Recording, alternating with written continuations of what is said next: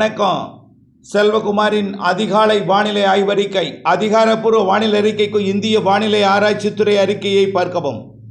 2026 April 7 செவ்வாய்க்கிழமை அதிகாலை நிலவர வானிலை பதிவு.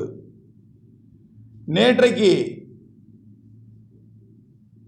திருவள்ளூர் மாவட்டம் மேற்கு பகுதி, காஞ்சிபுரம் மாவட்டம், ராணிப்பேட்டை மாவட்டம் மற்றும் வேலூர் மாவட்டத்தில் ஆந்திர பிரதேசத்திலிருந்து வந்த மழை கொடுத்தது. சென்னை மாநகரத்திற்கு நெருக்கமாக வந்து தூறல் நனைக்கும் மழைப்பொழிவையும் லேசான மழைப்பொழிவையும் ஒரு சில இடங்களில் கொடுத்தது.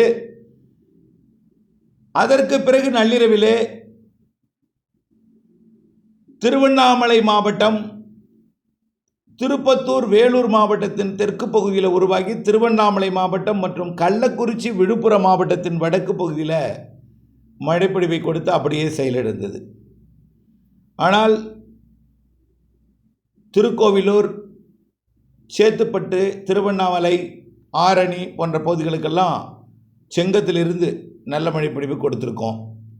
ஆனால் பரவலாக ஒரே மாதிரியே இருக்காது நல்ல மழை. இன்றைய நாளை பொறுத்த வரைக்கும், அதாவது கிழக்கு காற்று மேற்கு காற்று சந்திப்பு என்பது ஆந்திர எல்லையோர மாவட்டங்களில் மட்டுமே நடக்குது. அரபிக்கடலிலிருந்து உயரழுத்த காற்று குமரி முனை வழியாக குமரி கடல் மற்றும் மன்னார் வளைகுடா பகுதியில் நீடித்து கொண்டிருக்கூடிய காற்று சுழற்சிக்கு வந்து அப்படியே தமிழ்நாட்டின் கரையோரம் வழியாக ஆந்திர பிரதேசம், ஒடிசா, தெலுங்கானா பகுதியை நோக்கி பயணிக்கிறது காற்று. இதனால் கிழக்கு காற்று உள்ளே ஏறலை, மேற்கு காற்று உள்ளே வருது. வந்தாலும் ஃபோர்ஸாக வரல. அதாவது தமிழ்நாடு, கேரளாவை சுற்றி கொண்டு அரபிக்கடல் மற்றும் குமரிக்கடல், வங்கக்கடல் வழியாக பயணிக்கிறது. இதனால் என்ன ஆகுதுன்னா, வெப்பம் கொஞ்சம் 2 நாளைக்கு உயர்ந்திருக்கும், கொஞ்சம் கிழக்கு பகுதியே உயர்ந்திருக்கும். அதாவது தஞ்சாவூர், திருச்சி வரைக்கும் கூட உயர்ந்திருக்கும் 2 நாளைக்கு. அப்படியே உயர்ந்தாலும் 102க்கு மேலே போகாது. ஏதாவது ஒரு இடத்துல 104 போகலாம். அது வேலூர், கரூர் இந்த பகுதியாக இருக்கலாம். சூரியனின் குத்துக்கதிர் 10ஆம் தேதி குமரிமுனையை தொட இருக்கிற நிலையில் இன்னும் 3 நாள் தான் இருக்குது.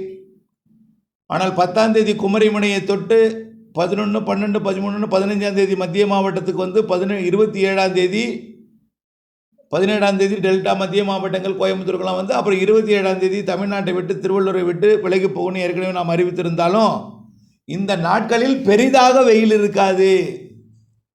காரணம் என்னென்னா, தென்கிழக்கு தெற்கு திசை காற்று உள்ளே நுழைய போகிறது. இதனால் வெப்பம் வந்து வெப்பமடைந்து ஆந்திர பிரதேசத்துக்கு தான் அனல் காற்றை கொடுக்க போகுது.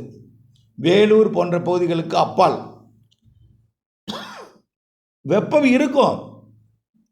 எவ்வளோ வெப்பம் இருக்குன்னு பார்த்தீங்கன்னா 100, 101, 102க்கு மேலே போகவே போகாது. நாம் நீண்டகால அறிக்கையில் சொல்லியிருக்கிறது என்ன, 104க்கு மேலே போகாது. இந்த மாதம் இறுதி, ஏப்ரல் இறுதி வரைக்கும் சூரியனின் குத்துக்கதிர் விழக்கூடிய இந்த ஏப்ரல் மாதத்தில் 104க்கு மேலே போகாது. எல்லாருக்கும் 104 நான் சொல்லலை, நல்லா புரிஞ்சுக்கிங்க.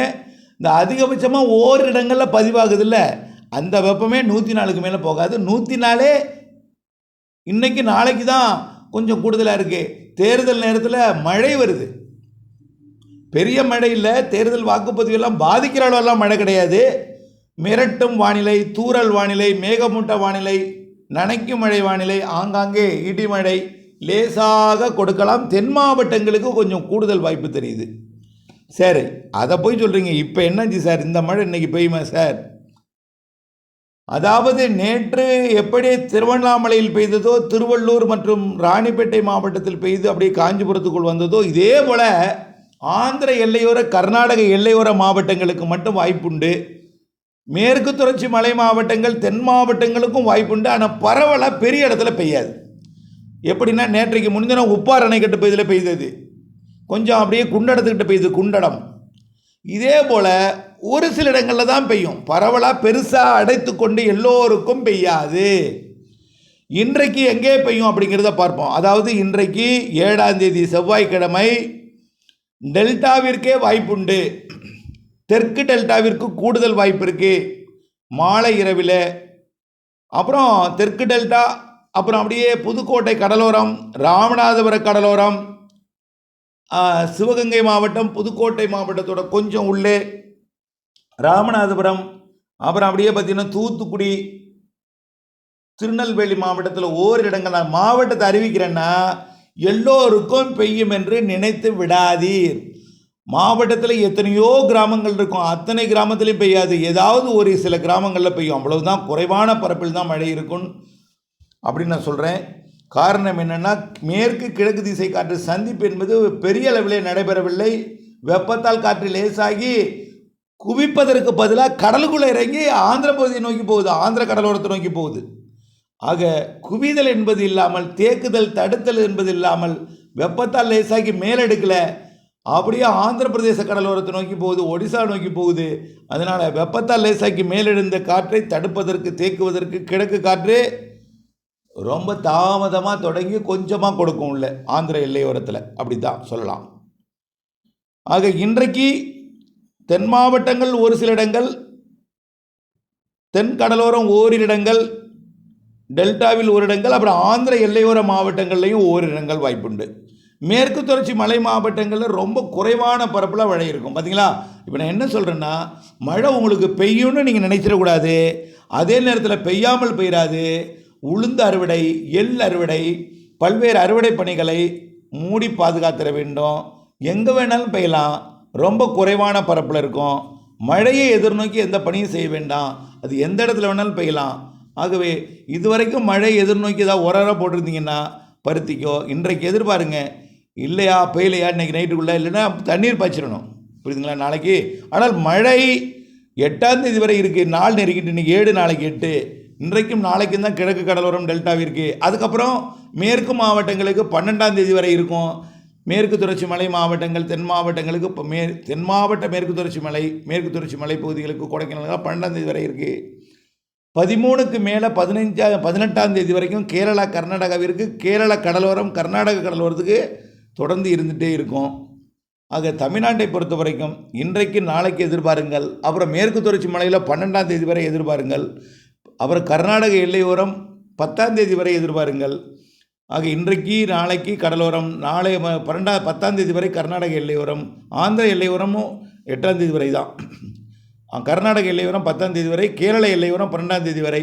ரொம்ப குறைவான பரப்பு ஒதுக்கி கேரள கர்நாடகாவிற்கு 18ஆம் தேதி வரை இருக்கும். அதுக்கப்புறம் 19, 20, 21ஆம் தேதி வாக்கில் புதிய வளிமண்டல சுழற்சியின் காரணமாக தென் மாவட்டங்களுக்கு மழை தெரியுது.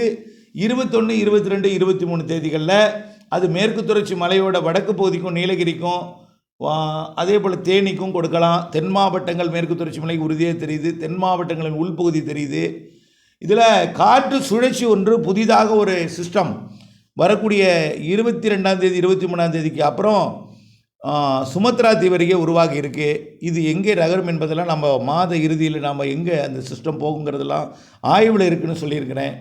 அதே போல் அரபிக்கடலையும் மே முதல் வாரத்தில் உருவாகுது. வெப்பத்தை பொறுத்த வரைக்கும் அச்சப்படும்படியாக இருக்காது. ஆகவே நம்ம உடல் வெப்பத்தைக்கு சமமான வெப்பம்தான் கிழக்கு கடலோரம் இருக்கும். மேற்கே போக போக நம்ம உடல் வெப்பத்தை விட கொஞ்சம் கூடுதல் அசௌகரியம் நிலவினாலும் அது ஓரிரு மணி நேரம் தான் நிலவும். ஆகவே ரொம்பவெல்லாம் கவலைப்பட வேண்டாம். அச்சமோ பீதியோ வெப்பம் குறித்து அச்சப்பட வேண்டிய தேவையில்லை. ஆகவே மழை பொழிவையும் நீங்கள் ரொம்ப எதிர்பார்க்காதீங்க. ஆங்காங்கே ஒரு சில இடங்களில் இருக்கும். அறுவடை விவசாயிகள் மட்டும் முன்னெச்சரிக்கையில் இருந்தால் போதும். தொடர்ந்து வானிலை அப்டேட்ஸோடு இணைந்திருங்கள். இதுவே உறுதியானது அல்ல. தொடர்ந்து அப்டேட்ஸோடு இணைந்திருந்து மாறுதல் அறிந்து திட்டமிட்ட வேளாண்மை செய்து லாபம் அடைந்திட அன்போடு கேட்டுக்கொள்கிறேன். நன்றி.